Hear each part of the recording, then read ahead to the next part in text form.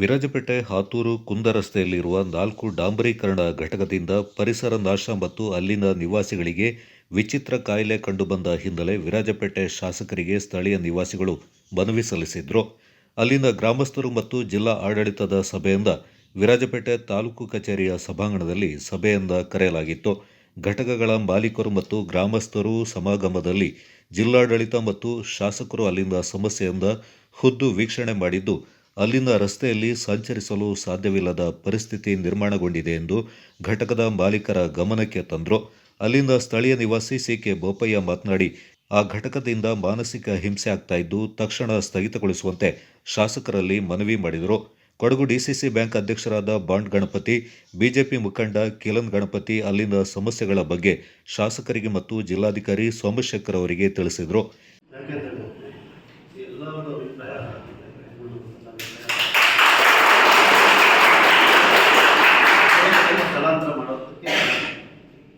ಈಗ ಈ ಮಾಲಿನ್ಯನ ನಿಲ್ಲಿಸಬೇಕು.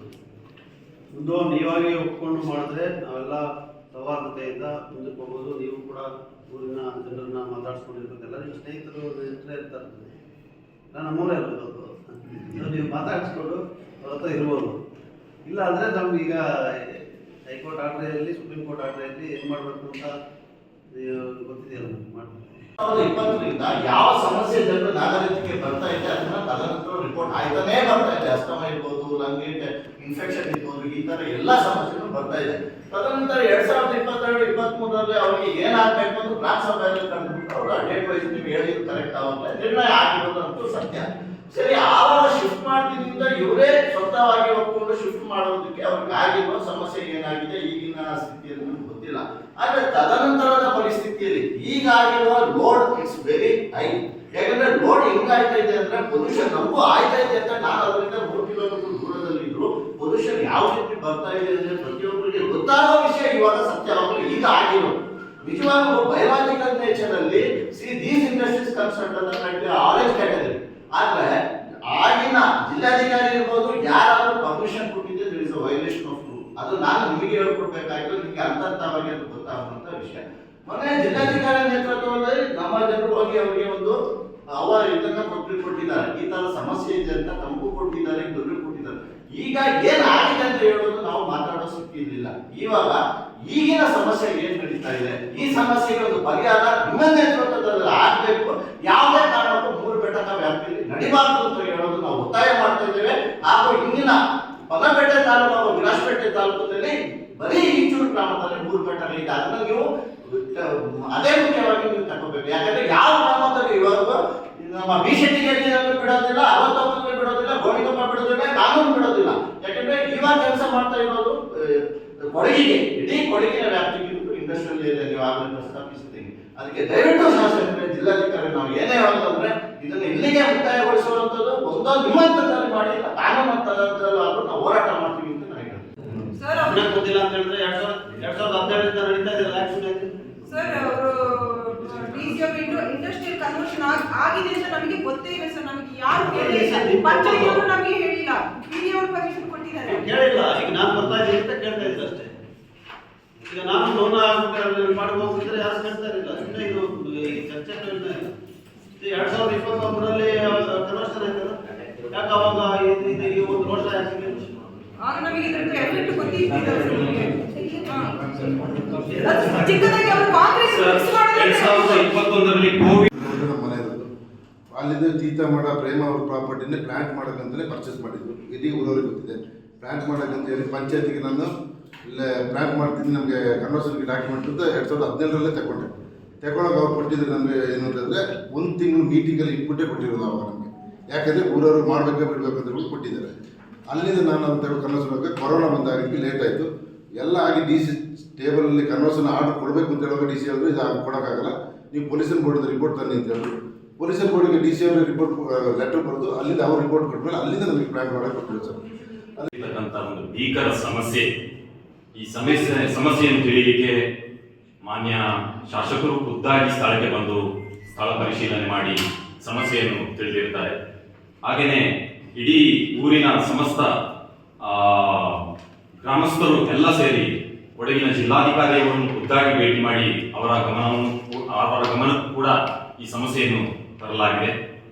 ಈಗ 2016ರಿಂದ ಇವತ್ತಿನವರೆಗೆ ನಿರಂತರವಾಗಿ ಆ ಗ್ರಾಮಗಳಲ್ಲಿ 4 ತಾರು ಪ್ಲಾಂಟ್ಗಳು ತಲೆ ಎತ್ತಿ ನಿರಂತರವಾಗಿ ಕೆಲಸ ಮಾಡ್ತಾ ಇದೆ.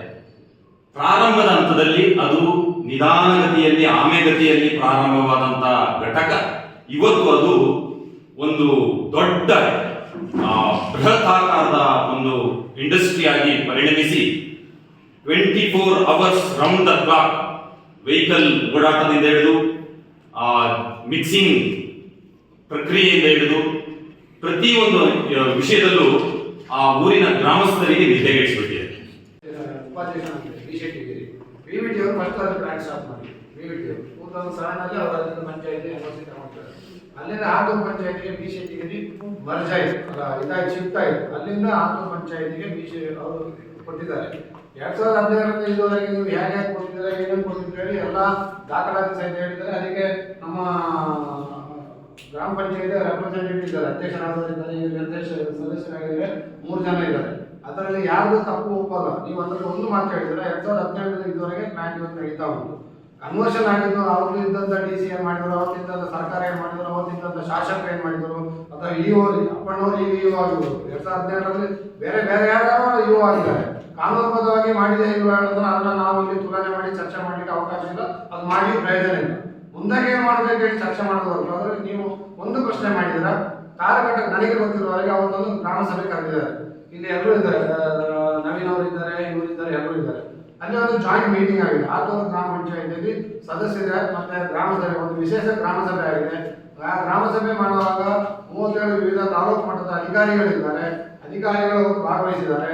ಆ ವಿಶೇಷ ಗ್ರಾಮ ಸಭೆಯಲ್ಲಿ ಒಂದು ನಿರ್ಣಯ ಆಗಿದೆ. ಅಂದ್ರೆ ಮಾನವೀಯತೆ ದೃಷ್ಟಿಯಿಂದ ಈಗ ಯಾರಾದರೂ 1 ಕೋಟಿ ಲೆಕ್ಕದಲ್ಲಿ ಒಂದು ಹಣವನ್ನು ವ್ಯಯಿಸಿರುವಾಗ ಮತ್ತೆ ಈ ಸರ್ಕಾರದ ಟೆಂಡರ್ ಮತ್ತೆ ಅದರಲ್ಲಿ 100% ಸತ್ಯ ಇದೆ. 2017ರಿಂದ ನೀವು ಶಾಸಕರಾಗಿ ಏನಾಗಿದ್ದಾರ, ಶಾಸಕರ ಮೇಲೆ ಈಗಿನ ಎಕ್ಸಿಸ್ಟಿಂಗ್ ಶಾಸಕರ ಮೇಲೆ ತಪ್ಪು ಹೊರಿಸೋದು ಯಾರು ಮಾಡಿದಾರ? ನೀವು ಮಾಡಿಲ್ಲ. ಬಟ್ ಬಿಂಬಿಸೋದೇನು ಕೆಲಸಕ್ಕೆ ಬಂದವರು ಮೀಡಿಯಾದಲ್ಲಿ ಸಾಗರ ಆಗ್ತಾರೆ ಸರ್. ನಿಮಗೂ ಗೊತ್ತಿದೆ. ಟೆಂಡರ್ ಆಗಬೇಕು ಅಂತಂದ್ರೆ 40 ಕಿಲೋಮೀಟರ್ ಒಳಗಡೆ ಒಂದು ಪ್ಲಾನ್ ಇರಬೇಕು. ಎಲ್ಲೇ ವರ್ಕ್ ನಡಿಬೇಕಾದ್ರೂ 40 ಕಿಲೋಮೀಟರ್ ಒಳಗಡೆ ಇರಬೇಕು ಪ್ಲಾಂಟು. ನಮಗೆ ವಿರಾಜಪೇಟೆ ತಾಲೂಕಿಗೆ ಒಂದು ಇಂಡಸ್ಟ್ರಿ ಏರಿಯಾ ಒಂದು ಜಾಗ ಮಾಡಿಕೊಡೋದು ಒಂದು ವ್ಯವಸ್ಥೆ ಮಾಡಿ ಸರ್. ಎಲ್ಲ ತಪ್ಪು ನಿಜವಾಗಿ ಈಗ ನಾನು ಹೇಳೋದು, ಈಗ ಇದಕ್ಕೆ ಶಾಸಕರು, ಈಗಿನ ಶಾಸಕರು, ಈಗಿನ ಸರ್ಕಾರ ಬಿಸ್ನೆಸ್ ಮಾಡ್ತಾ ಇದ್ರೆ ಆ ರಸ್ತೆಯಲ್ಲಿ ನಡ್ಕೊಂಡು ಹೋಗ್ತಾರೆ. ಮಕ್ಕಳಿದ್ದಾರೆ, ಮಹಿಳೆಯರಿದ್ದಾರೆ, ವೃದ್ಧರಿದ್ದಾರೆ, ಊರಿನವರೆಲ್ಲ ಇದೊಂದು ಅಭಿಪ್ರಾಯ ಇದೆ. ಇದಕ್ಕೆ ಗೌರವ ಕೊಡಿ ಅಂತ ನಿಮ್ಮ ಈಗ ಮಾಲಿನ್ಯ ಆಗ್ತಾ ಇದೆಯೋ ಆಗ್ತಾ ಇಲ್ವೋ, ಕಾನೂನು ಪ್ರಕಾರ ನಮಗೆ ಎಲ್ಲ ಪರ್ಮಿಷನ್ಸ್ ತಗೊಂಡಿದ್ದೀವಿ ಅಂತ ನೀವು ವಾದ ಮಾಡ್ಬೋದು. But end of the day ನಮ್ಮ ಸಮಾಜ ಯಾವ ಥರ ನಡೀತದೆ, ಅಟ್ಲೀಸ್ಟ್ ಕೊಡಗಿನಲ್ಲಿ ಒಂದು ಊರಿನ ಜನರ ಭಾವನೆಗಳಿಗೆ ಸ್ಪಂದಿಸಿ ಅದಕ್ಕೆ ಗೌರವ ಕೊಟ್ಟು ಸಾಕಷ್ಟು ಕೆಲಸ ಮಾಡಿದ್ದೀರಾ. ನಾವು ಅದೇ ಊರವ್ರು ಸರ್, ಇದೇ ತರ ಆಯ್ತು. ನಾನು ಪಂಚಾಯತಿನವರಿಗೆ ನೀವು ಯಾಕೆ ಕೊಡ್ತಾ ಇದ್ದೀರಾ ಲೈಸೆನ್ಸ್ ಕೊಡಬಾರ್ದು ಅಂತ ಹೇಳಿ PD ಅವರಿಗೆ ಸೂಚನೆ ಕೊಟ್ಟಾಗ ಇದು 2024ರಲ್ಲಿ ನಾವು ಬರೆದು ಕೊಟ್ಕೊಂಡೇ ಬಂದಿದೆ. 2024ರಲ್ಲಿ ಕೊಟ್ಟಾಗ ಅವರು ರಿನ್ಯೂ ಮಾಡಿಲ್ಲ. ನಾವು ರಿನ್ಯೂವಲ್ ಮಾಡೋಕ್ಕಾಗಲ್ಲ ಅಂತೇಳಿ 24/10/2024ಗೆ 19/7/2024ಗೆ ಆದೇಶವನ್ನು ನೋಟಿಸ್ ತರ ಆದೇಶವನ್ನು ಕೊಟ್ಟಿದ್ದಾರೆ. ಈ 2 ಆದೇಶದಲ್ಲಿ ಏನು ಹೇಳ್ತಾರೆ, ಇದು ನಾವು ಗಮನಿಸಬೇಕು. ಇದರಲ್ಲಿ ಏನು ಹೇಳ್ತಾರೆ ಅಂತಂದ್ರೆ, ಗ್ರಾಮ ಸಭೆ ಮತ್ತು ಸಭೆ ನಡೆದಂಥ ಸಂದರ್ಭದಲ್ಲಿ ನೀವು ಶಿಫ್ಟ್ ಮಾಡ್ತೀವಿ ಅಂತ ಒಪ್ಪಿಕೊಂಡು ನಾವು ರಿನ್ಯೂ ಮಾಡಿದ್ದೀವಿ,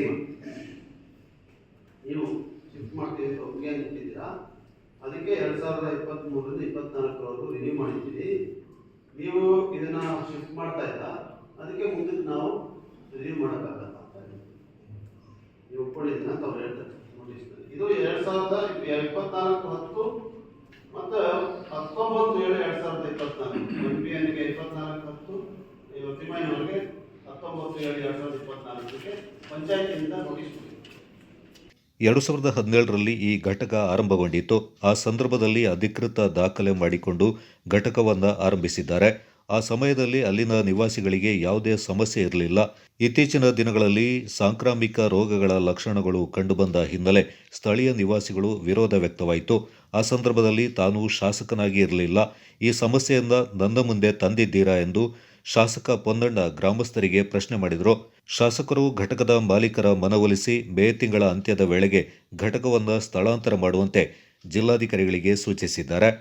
ಈ ಸಂದರ್ಭ ವಿರಾಜಪೇಟೆ ತಹಶೀಲ್ದಾರ್ ಪ್ರವೀಣ್ ಕುಮಾರ್, ಆಡಳಿತಾಧಿಕಾರಿ ನಿತಿನ್ ಚಕ್ಕಿ ಸೇರಿದಂತೆ ಅನೇಕ ಇಲಾಖೆ ಅಧಿಕಾರಿಗಳು ಸಭೆಯಲ್ಲಿ ಪಾಲ್ಗೊಂಡಿದ್ದರು.